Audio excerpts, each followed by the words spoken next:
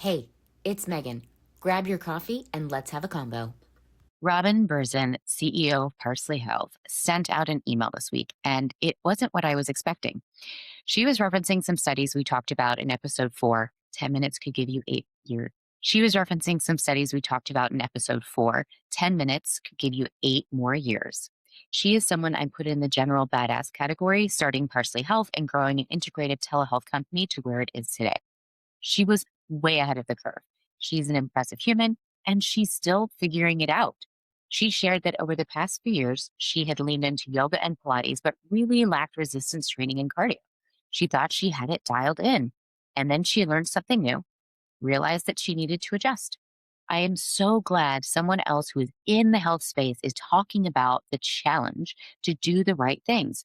She thought she was doing the right things, and yet there is always something better, more optimized, something to build on. Even Robin freaking Berzin, someone who literally built a healthcare company, is still iterating on her own health. I think this is one of the biggest myths in the health space. There is no perfect. There's only where you are today and the direction that you're going.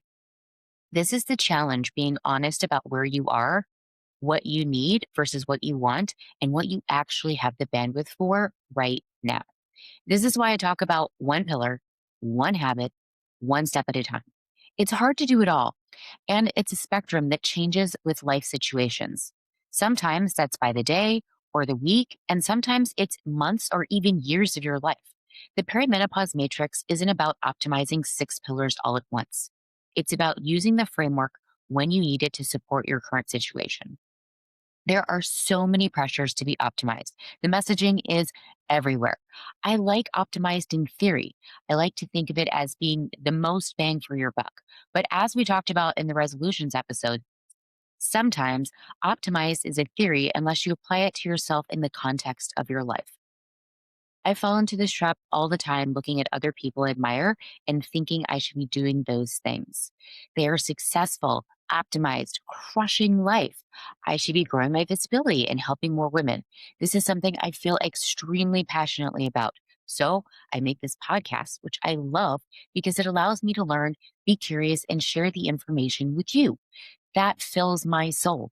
But if I want reach, I need to get out in the world, help more women, touch more lives. So I need to be on Facebook and Instagram making videos. I need to be writing thought leadership articles in the perimenopause space on LinkedIn.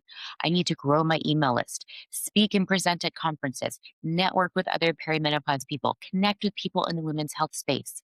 Sometimes you have to give yourself the pep talk. I had to remind myself that last year I taught a group of doctors about perimenopause because they didn't learn about it in medical school. Crazy considering how much time they have to spend in training. I presented at a perimenopause symposium for my CNS organization, and other nutritionists got continuing education credits for attending my presentation. I was considered for the CIT practitioner conference, but didn't make the final cut. I launched a podcast. Thanks for listening, by the way. So last week, when I spent 5 consecutive days on LinkedIn trying to build out my network, be a thought leader, look for corporate speaking opportunities, and ended the week crying into my eggs, I had to take the time to remind myself of all those things after my partner reminded me that I am not a total failure.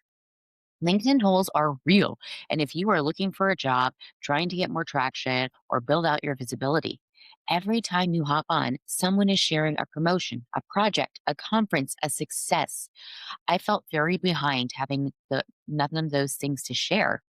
I felt like I wasn't at the right conferences, going to the right webinars, in the right groups, or applying for the right speaking opportunities. My articles weren't being seen, commented on, or making any impact. It was pretty bleak. Even the people we admire the most have moments of doubt and feeling like a failure. The lure of compare and despair is so strong.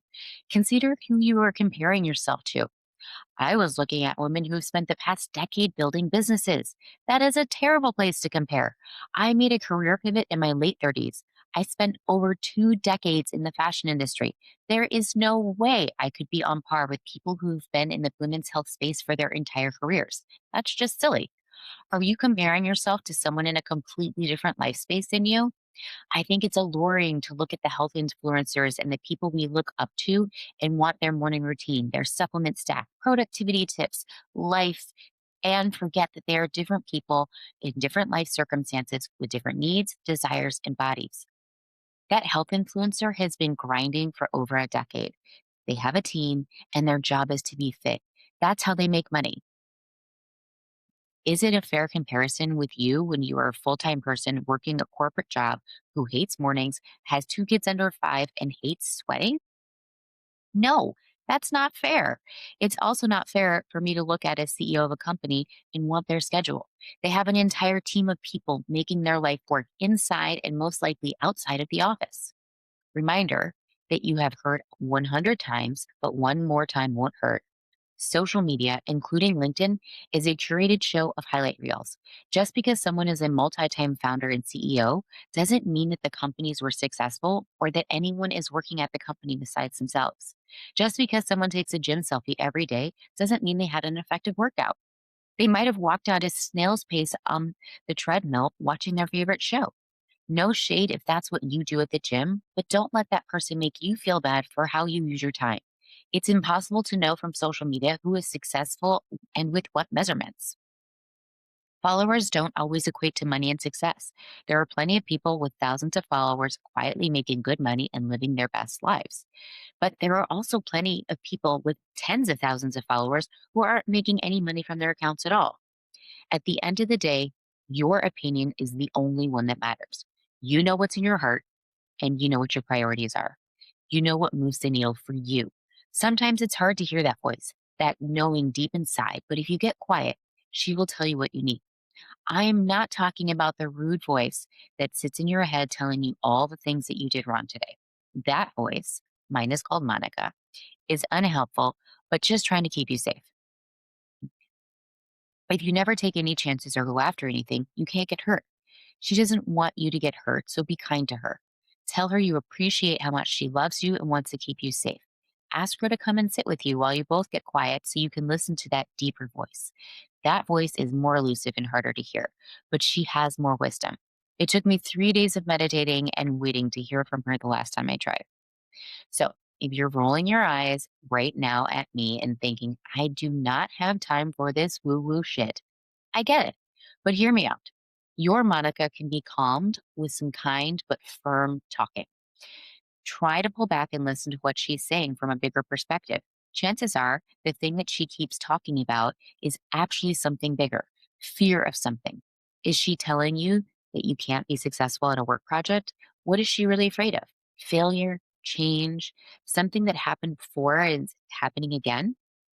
Assure her that you are capable and that you don't need her to protect you. You can protect yourself. You can assure her that she is loved, welcome, and appreciated because she is only trying to keep you safe, albeit in a very unproductive way, but she has a purpose. She's not useless. Remember, she's a part of you after all. Sometimes your Monica is just lending a voice to your biggest fears. Soothe her and yourself by acknowledging those fears and thinking through how realistic they are and how you can address them. If this is hitting home for you right now, I guarantee someone in your life needs to hear this too. Take 30 seconds and send this episode to the friend who's always beating herself up for not doing enough. Just text them.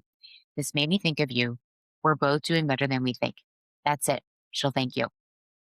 Now take a few minutes to sit quietly with yourself, not to plan, optimize, or fix anything, just to notice.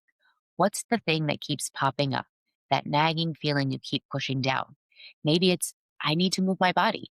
Maybe it's, I need to stop doom scrolling. Maybe it's, I need to actually eat lunch instead of working through it. That small, persistent voice isn't asking you to climb Mount Kilimanjaro.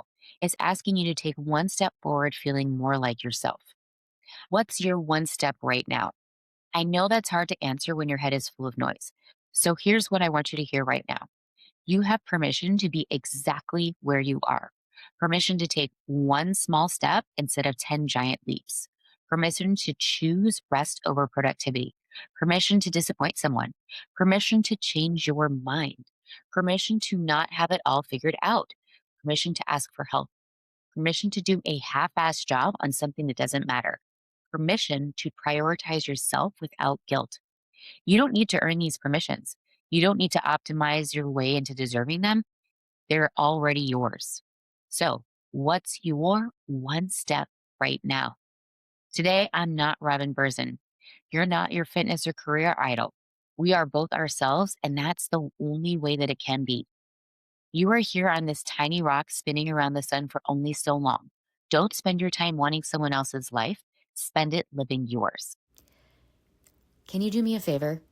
If this was helpful, share it with one person who might need to hear it today. Our bodies didn't come with a user manual, and this perimenopause thing can feel confusing and lonely. But you're not alone, you're not crazy, and you're definitely not broken. And maybe someone in your life needs that reminder too. Let's spread the word and be kind to each other and ourselves. Now the legal bit. I'm a nutritionist, but I'm not your nutritionist. This podcast is for information and education only. No client relationship was formed. Always seek medical advice when necessary. I'll see you next Wednesday morning.